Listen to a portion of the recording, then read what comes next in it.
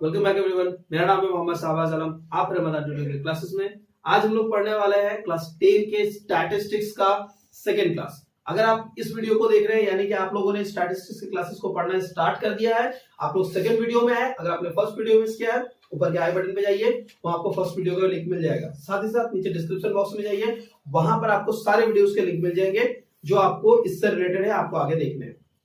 तो आज का क्लास स्टार्ट करते हैं जिसमें हम लोग सीखने वाले हैं मीन। हम लोगों ने इससे अपने पहले वाले क्लास में जहां पर हम लोगों ने फर्स्ट क्लास किया था वहां पर हम लोगों ने मीन निकालना सीखा था, लेकिन बाय मेथड था वो डायरेक्ट मेथड, जिसको हिंदी में कहते हैं प्रत्यक्ष विधि। आज हम सीखने वाले हैं दोबारा मीन निकाला, लेकिन मेथड का नाम है अज्यूम्ड मीन मेथड, जिसको हिंदी में कहते हैं कल्पित माध्य पद्धति। सब्सक्राइब के बटन को दबाकर हमारे चैनल को सब्सक्राइब करें और पास के बेल नोटिफिकेशन को दबाकर हमारी वीडियो की जानकारी सबसे पहले पाएं। आप सभी रेडी है? आप लोगों को पिछला क्लास तो डेफिनेटली याद होगा। आप लोगों को यही टेबल दिखाया गया था। उस टेबल में से जो अज्यूम्ड मीन मेथड था उसमें हम लोगों ने एफआई एक्सआई निकाल के वैल्यू निकाल ली थी, राइट। हम लोगों ने देखिए उसी टेबल को पूरा इस्तेमाल किया जिसमें हम लोगों ने एक्सआई फिर से निकाला है ना। इस चीज को ध्यान से समझिएगा। दरअसल क्या है, हम लोग एक्सआई का इस्तेमाल करके एक नया चीज निकालेंगे जिसको हम लोग नाम देंगे डीआई। जैसा कि आप लोगों को पता है डीआई को आप लोग कुछ और नाम दे सकते हैं चाहे तो, और उससे हम लोग निकालना सीखेंगे। हमारा डीआई निकालने के बाद हम लोग निकालना सीखेंगे मीन, लेकिन मेथड का नाम है अज्यूम्ड मेथड, क्योंकि हम लोग एक्स्ट्रा निकाल रहे हैं। ये जो मैंने डीआई नाम दिया, इसकी जगह में डीआई की जगह में कुछ आप और नाम दे सकते हैं, उससे कोई रिलेटेड नहीं। आप लोग के सर इसके बाद वाई आई देंगे, कोई दिक्कत नहीं है, दे सकते हैं। क्लियर है? हमें क्या करना है, ध्यान से देखिए। हमें ये करना है डीआई, अब हमें ये जानना है कि डीआई कैसे निकालना है। डीआई निकालने का तरीका सिखा रहा हूं, ध्यान से सुनिए। डीआई निकालने के लिए एक्सआई में से किसी भी एक को मान लीजिए, जिसे मानना है। किसको मानना है? 425। बहुत अच्छी बात है, आप लोग 425 मानना चाहते हैं। कोई बोलेगा सर हम 325, कोई बोलेगा 575, जिसे मानना है। मैं फॉर सिंप्लिसिटी सबको एक लगे, मैं कह देता हूं पहला वाला ही मान लीजिए 325। मान लिए? मैंने आप लोगों से कहा किसी एक को मानने के लिए, किसे माने? 325। अब आपको जो करना है वो ध्यान से सुनिए। जिसे आपने माना उसे इस्तेमाल कीजिए और उसे इस्तेमाल करके एक्सआई में जितने हैं सबको घटा दीजिए। तो सबसे जो एक्सआई में है उन सबसे क्या घटाना है? जिसको आपने माना है, क्या माना है? 325। तो सब में से क्या घटाना है? अब 325 में से 325 घटाएंगे तो कितना बचेगा? 0। वही हमारा डीआई फॉर्म होगा। अगला 375 में से 325, यही माना है ना। किसी को घटा रहे हैं, आप लोग किसी को भी मान सकते हैं। मैंने सबको सिंपल करने के लिए पहले वाले को मान लिया है। अगला 375 से 325 घटाएंगे, कितना होगा? 50 होगा ओनली। उसके बाद 425 से 100, 150, 200 एंड 250। डीआई आपका निकल गया। सकिएगा डीआई निकल गया। जब आपके पास डीआई आपको गिवन है तो डीआई के बेसिस पे अब आपको आगे क्या करना है? टेबल में आपको आगे टेबल में एक नया डेटा एंटर करना है जिसका नाम है एफआई डीआई। क्या नाम है? आप लोग एफआई एक्सआई निकाले थे, पता था? एफआई एक्सआई मतलब एफआई को गुना करना है एक्सआई से। एफआई डीआई मतलब एफआई को, एफआई आपके पास दिख रहा है?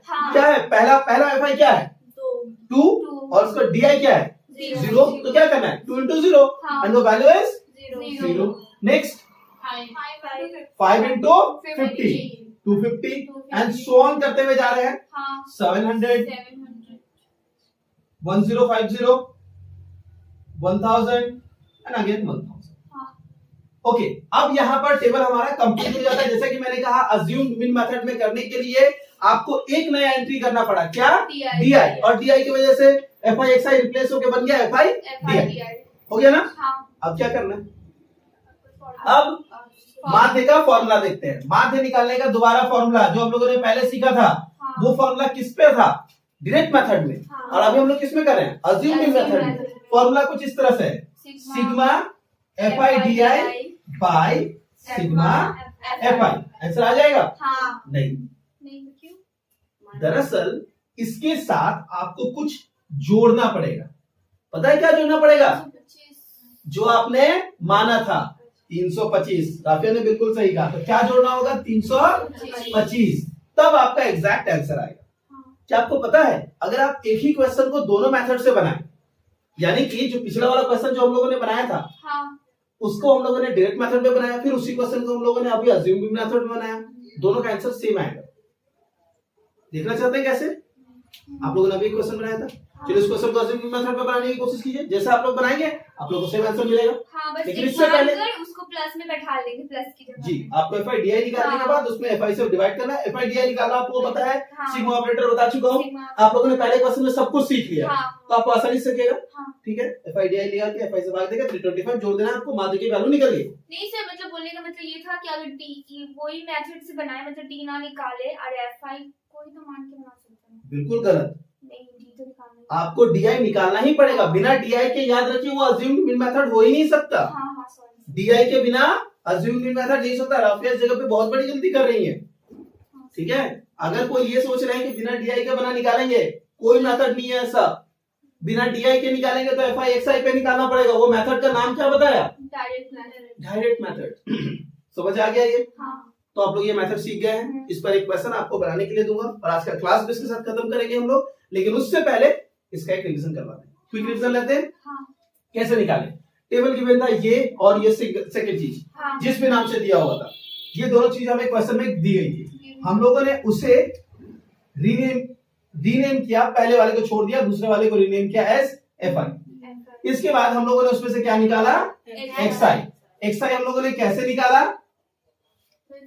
दोनों को जोड़ के 2 से भाग देंगे, मैं पहले ही बता चुका हूँ। हाँ। उसके बाद मैंने क्या निकाला? डीआई। फिर मैंने निकाला डीआई। मैंने कैसे निकाला? एक्सआई में से किसी एक को मानकर उससे मैंने एक्सआई में सबको माइनस किया। आपको पता है अगर 425 यानी बीच वाले मान को मानते तो सबसे बेस्ट आंसर आता है, सबसे बेस्ट और इजी होता है। ठीक है, आंसर सॉरी आंसर नहीं, ये वैल्यूज इजी आते हैं। कम होगा तो माइनस नेगेटिव वैल्यू से कोई प्रॉब्लम नहीं है। मैंने कभी कहा नेगेटिव वैल्यू से प्रॉब्लम है? ऐसा कोई नहीं है। आपको ये पॉजिटिव नेगेटिव डीआई कुछ भी आ सकता है। अगर डीआई नेगेटिव पॉजिटिव आया तो एफआई डीआई भी नेगेटिव पॉजिटिव आएगा। क्लियर है? तो आपको इस तरह से डीआई निकालना है। उसके बाद एक नया क्या निकालना है? FI DI. और आपका ये टेबल हो गया कंप्लीट। इस टेबल में से आपको यहाँ निकालना है सिग्मा एफआई डीआई और यहाँ निकालना है सिग्मा एफआई, और फिर आपको फॉर्मूला इस्तेमाल करना है माध्य का, sigma FI DI by sigma FI, और उसमें क्या जोड़ना है?